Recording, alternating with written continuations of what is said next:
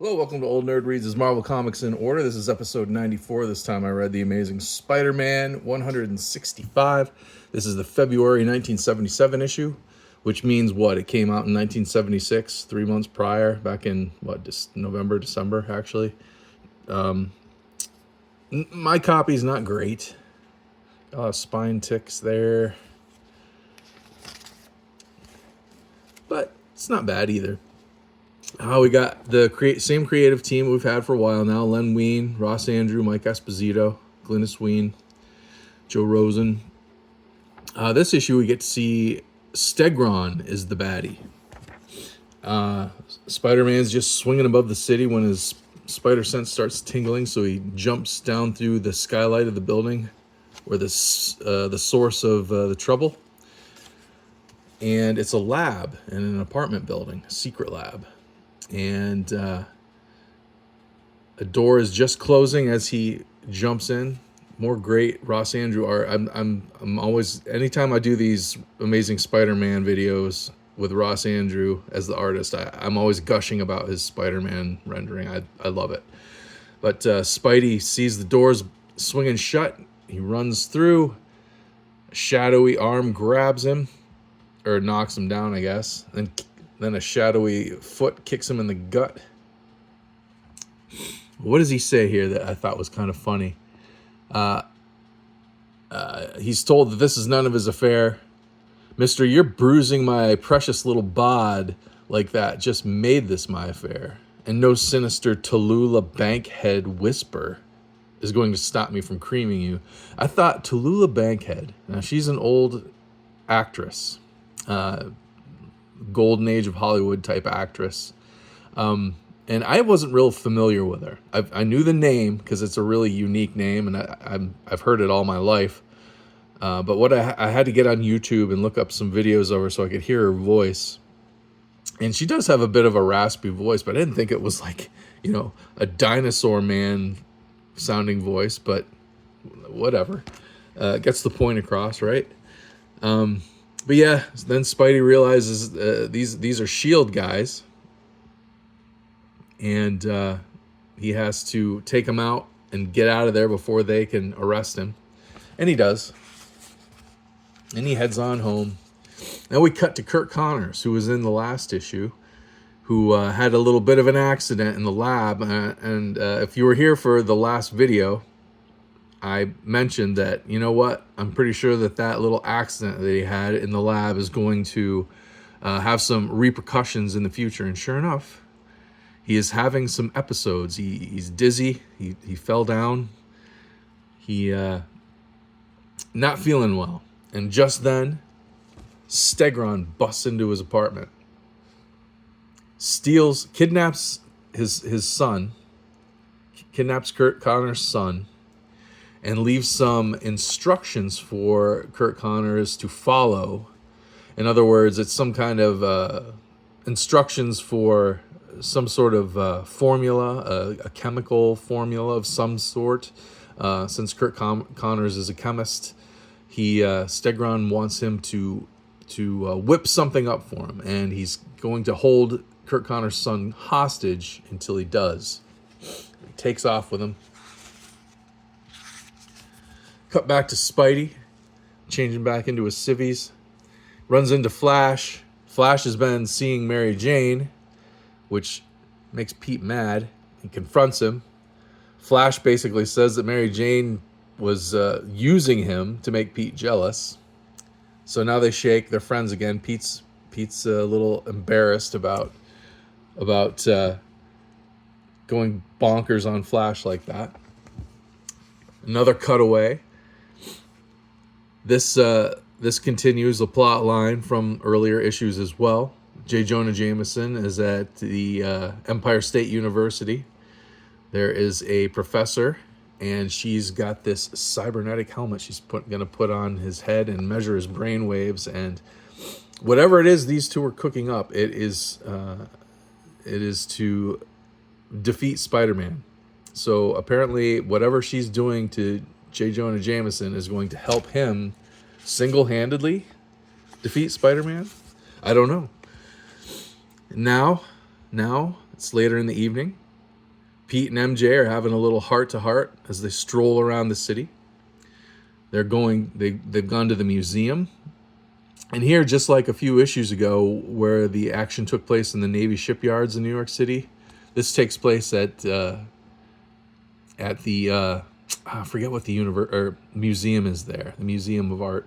But you can they're going to this Hayden Planetarium to watch a laser light show, which was something that was cool back in the day. I don't think they do these anymore, but I can remember at the college in the town near me growing up, they would have a laser light show. They'd have like a Pink Floyd laser light show, stuff like that.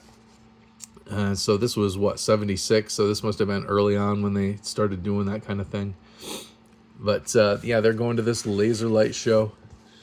And meanwhile, also at the museum, Stegron shows up and he's got this gun. And he's blasting the dinosaur bones. Look at that. That's really good. Like, Ross Andru must have either gone to the museum to draw these or gotten some really good photos anyway. But drawing the dinosaur bones, I mean, that would take a lot of work drawing all those bones, I would think. And he does a really good job. So Stegron shoots these dinosaur bones with his laser. And basically his plan is he's going to animate these skeletons. And he plans on ruling these skeletons because they're going to come to life after he blasts them with this beam. So the power goes out. Peter Parker tells Mary Jane, I got to go take some pictures for the Bugle. See ya. Leaves her there in the dark with everybody. Changes into Spider-Man. And after 4 pages of ads, he's confronted by one of the skeletons. He has a little bit of a fight with him on the steps of the museum as they're leaving the museum and heading out onto the streets of New York. Stegron shows up. And we have a brawl. Spider-Man handles him pretty well. Even though Stegron's big and strong, Spider-Man's faster and stronger.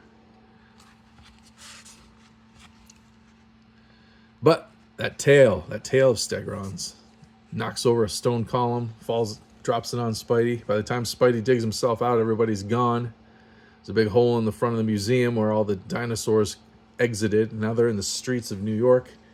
Meanwhile, Curt Connors, he's having another episode. He can't stop it. He turns into the Lizard. So next issue, Spidey's going to have to fight an army of undead dinosaurs, Stegron, and the Lizard. That's going to be something else. So that's next issue. What did we have here? All these letters in the letter pages basically were